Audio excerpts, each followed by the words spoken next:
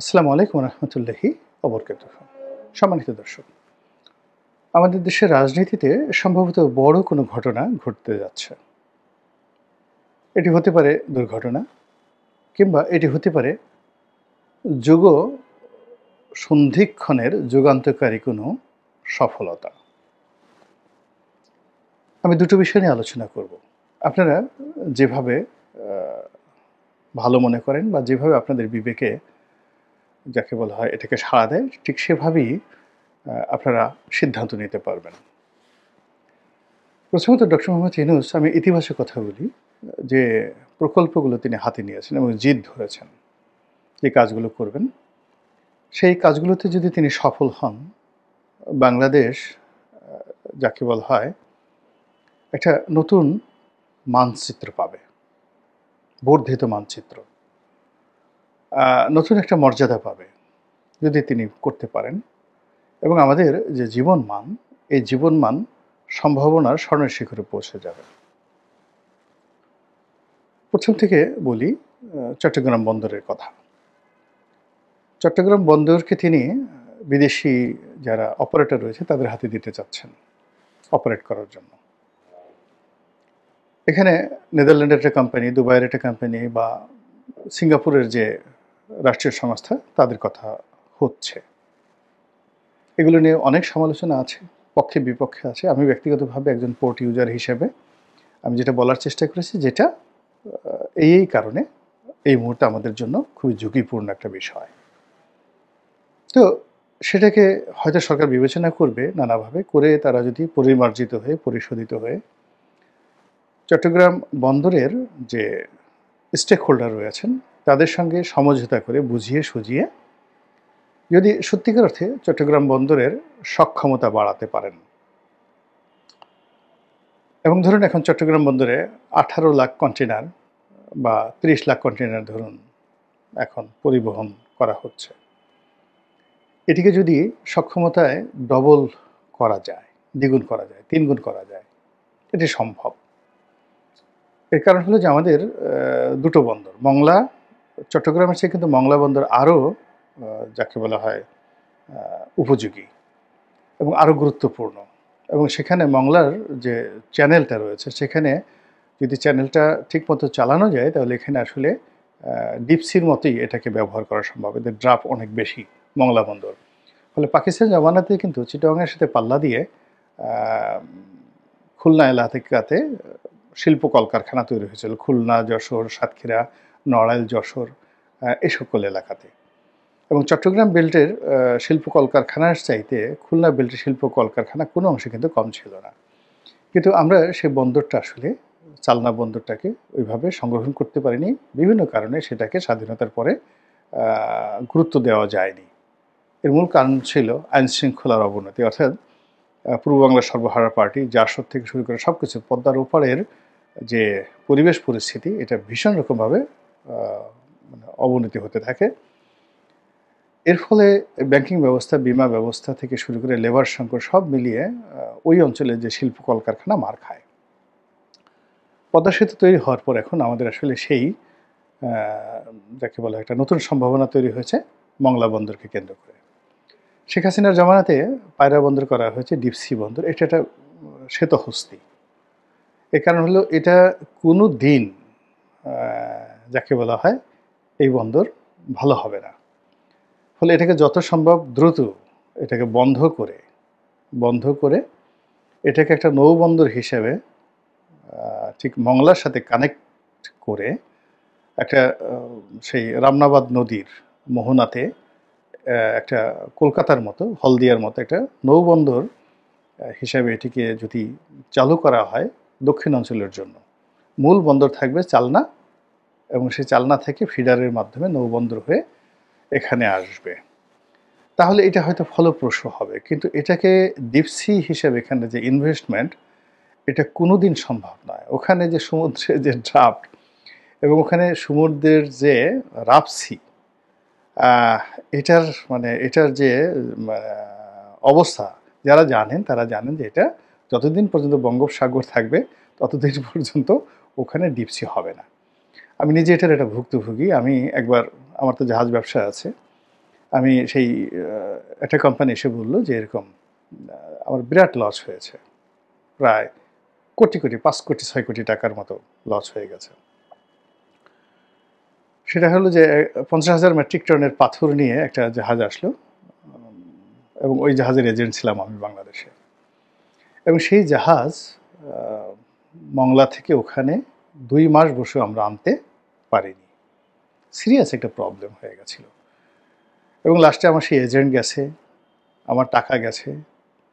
তারপর শেষে যারা এই মাল আমদানি করেছিল পদ্মা সেতুতে, তারা সেই পাথর সাপ্লাই দেবে, তাদেরও ব্যবসা বাণিজ্য চলে গেছে।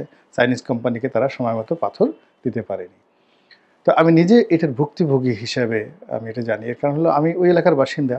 আমি যখন দেখলাম যে একটা নতুন পোর্ট হচ্ছে, ডিপ সি পোর্ট, আচ্ছা ঠিক আছে এখানেই আমরা আনি, কিন্তু আমরা যদি মংলাতে আনতাম তাহলে আমাদের এই সমস্যাটা হতো না। তো সেই দিক থেকে এখানে আসলে ডিপ সি পোর্ট কখনোই সম্ভব হবে না, যেটা ব্রিগেডিয়ার শাখাওয়াত বলেছেন। কাজে এটা একটা শ্বেত হস্তি না, এটা আরও অনেক কিছু। এটাকে ব্ল্যাক হোল বলতে পারেন বাংলাদেশের। এটা শেখ হাসিনার একটা ভুল সিদ্ধান্ত। এই জিনিসটা স্টপ করে, হ্যাঁ এখানে যে স্থাপনাগুলো রয়েছে একটা বড় মাপের নদী বন্দর হতে পারে, এখানে ভীষণ রকম বড় মাপের নদী বন্দর হতে পারে। সেটা কলকাতার হলদিয়ার মতো, হলদিয়া বন্দরের মতো হতে পারে, এতে কোনো অসুবিধা নেই।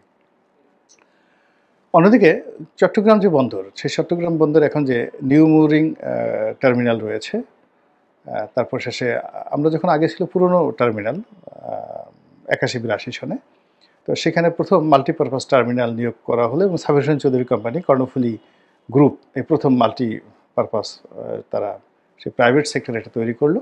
ওটা আবার সরকার পরবর্তীতে 800 কোটি না 1000 কোটি টাকা দিয়ে ওটা আবার কিনে নেয় তার কাছ থেকে, যে না এরকম একটা রাষ্ট্রীয় প্রতিষ্ঠান ব্যক্তি মালিকানায় থাকতে পারে না। এখন পুরোটাই রাষ্ট্রীয় মালিকানায় আছে। আর প্রাইভেট ইয়ার্ডগুলো, বড় বড় প্রাইভেট ইয়ার্ডগুলো, অসংখ্য প্রাইভেট ইয়ার্ড তৈরি হয়েছে এক্সপোর্টের জন্য, ইম্পোর্টের জন্য, সেগুলো বাইরে। কিন্তু মূল বন্দর এখনো পর্যন্ত সরকারের হাতে, কাস্টমস বন্দরের হাতে। এখন এটাকে ডক্টর মোহাম্মদ ইউনূস বিদেশিদের হাতে দিতে যাচ্ছেন, এবং আলটিমেটলি এই কাজ তাকে করতে গেলে তাকে কাস্টমসটাও বিদেশিদের হাতে দিতে হবে, এছাড়া কোনো উপায় নেই।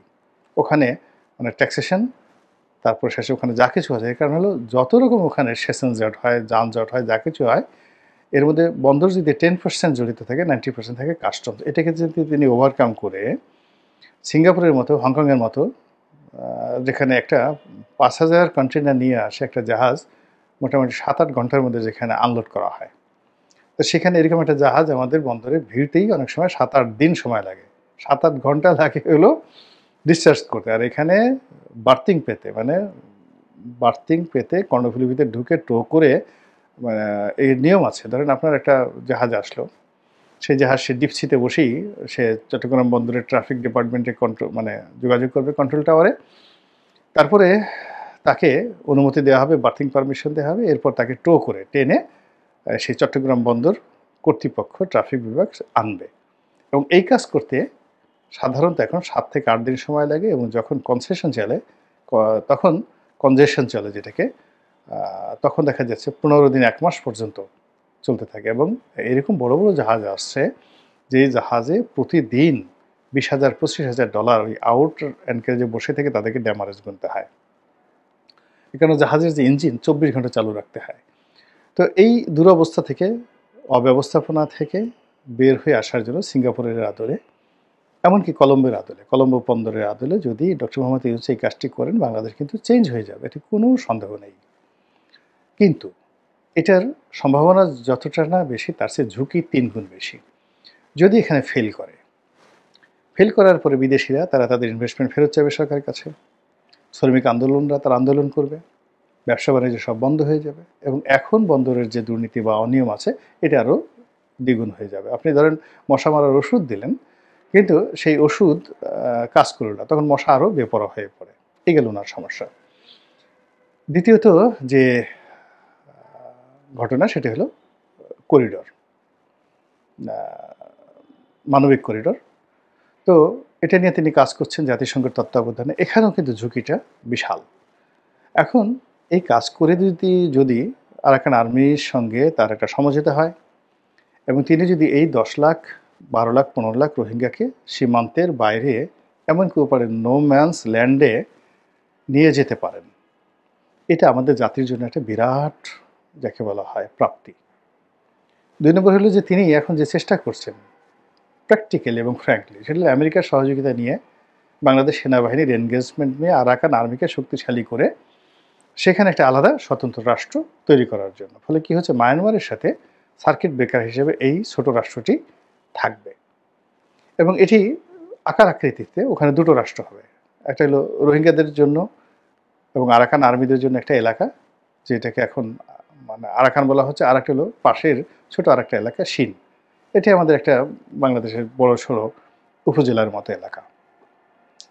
তো কাজে এই দুটো রাষ্ট্র বাংলাদেশের জন্য আসলে যাকে বলে ঝামেলা হবে না, এবং এখন যেভাবে মায়ানমারকে আমরা থ্রেট মনে করছি এবং যে সমস্যা হবে, সেখানে যদি সেই জিনিসটা করা হয়, পারা যায়, তাহলে কিন্তু আমাদের জন্য একটা বিশাল মানে একটা ঐতিহাসিক যে কাজটা অতীতে শায়েস্তা খানও পারেন নাই, এরকম একটা লাভ হবে। এবং সামনে যদি ওই দুটো রাষ্ট্র অর্থাৎ চীন এবং আরাকান তারা যদি বাংলাদেশের সঙ্গে কনফেডারেশন করে বাংলাদেশের সঙ্গে যুক্ত হতে চান অধিকতর স্বায়ত্তশাসন নিয়ে, তা সেক্ষেত্রে বাংলাদেশের মানচিত্র তো বিশাল হয়ে গেল।